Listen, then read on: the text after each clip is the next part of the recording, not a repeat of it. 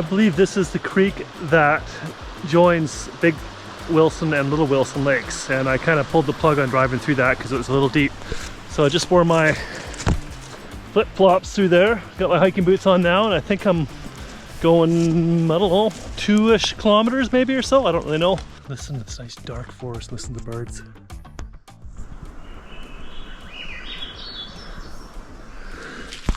Seeing some huge burnt out old growth stumps, cedars, lots of mixed trees in here.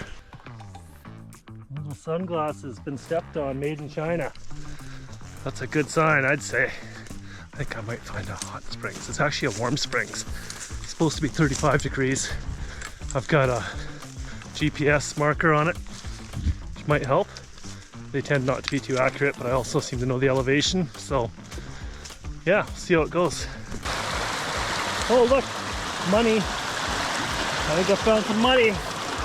Well, according to the map I'm on, this is a road,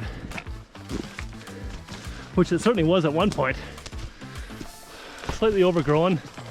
Definitely a bit of game been through here. I don't know if any humans have. Certainly not too trampled. But I'm hoping this is gonna be an easy access to the elevation I need to get to where I need to be.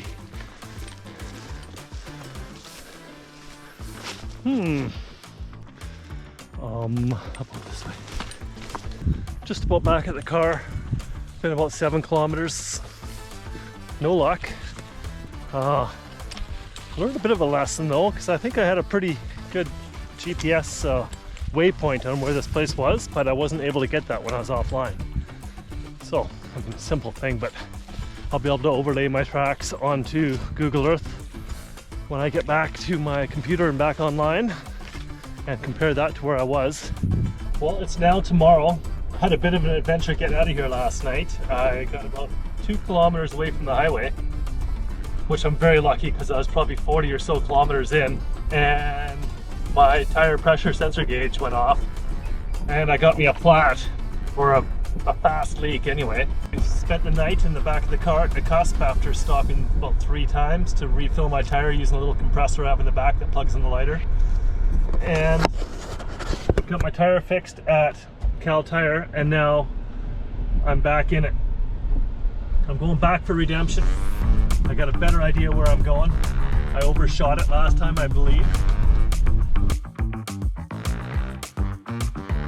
This is the logging road I was on yesterday. Old. There's some really old trees that are right in the middle of this road, so it's a very old road. And with my new info today, it's telling me I think I want to go up there. Which, as steep as that is, it's more appetizing than doing more of that. And we'll see where that takes me. I'm setting you up for the big reveal, or I'm being optimistic. But hiking up the hill quite a ways, came across this skidder trail, which is vaguely visible on my super low res map because we are in the middle of nowhere. Don't really have high res maps out here. Although I found the Apple Maps to be better than Google Maps, which is a nice change of pace. And I'm thinking I'm within a couple hundred meters or less. And it's easy going.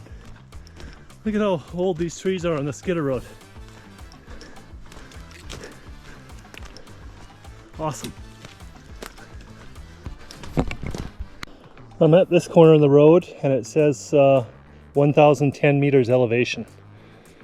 So I'm going to backtrack up this way. I just came from that way, facing west here somewhat. That's some cool fungi.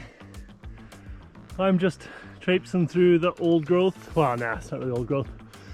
It used to be old growth. And it's pretty easy going. Super nice in here. Kind of walking a grid, working on a bunch of assumptions, which I don't know are true or not. So one is that if this is all logged, which it has been, back in the day, would they have to stop logging if they found a hot springs? Because it's a riparian area. From the look of the number of roads in here, they did whatever they wanted. There's skidder roads everywhere. I'm sitting on this log and I'm trying to get up a hill. And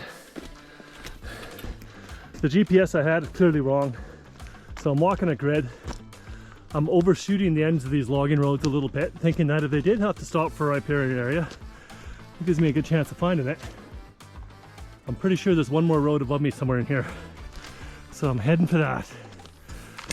On either side of this cut block, there seems to be mild drainages like this. It's not hard to see in the video probably.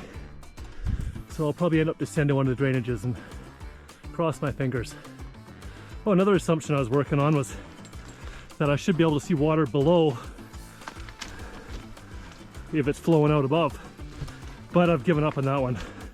Too many of these little streams just disappear in the rocks, and that's that. And I've seen lots of evidence of that everywhere else I've hiked. But I have found that looking downhill gives you a lot better perspective than looking up. So when I'm gaining elevation looking down, I can really make a good grid and see what I've missed below me. Well, I'm in a drainage heading down to valley bottom. Things are getting very steep. Kind of almost a no-fall zone. Back to the road along the lake, which will help me get me out of here. Hopefully. Pretty sure it will. Might get messy, but we'll see. Well, that was an adventure. Oh, nice little, what's it called, like Fitzgibbons or something creek right beside me here. I just got out onto this bottom logging road, which is the one I started on. Look at this cool stump, eh? It's got the cutout in it. Nice. That's the first one of those I've seen with a cut in it. For the plank they stand on to saw it. Yeah, I got up to where I could have a decent view on one of the kind of avalanche chutes drainages. And comparing that to the background image of an image I saw online, I realized that I need to be way back that way. Whoa. And so I pulled the plug, descended that super steep hill you saw a second ago, and now I figure I got a 3 kilometer walk back or so to the car. So, nice walk in the forest. Probably a little bit sketchy to be doing by myself. I made a little bit of headway, got some intel next time, if there is a next time. I know at least where to start. I was up higher than I needed to be, and I need to go up further on this road, which is just fine because this is really easy going. Yeah, so that concludes strike 2. 3's the charm.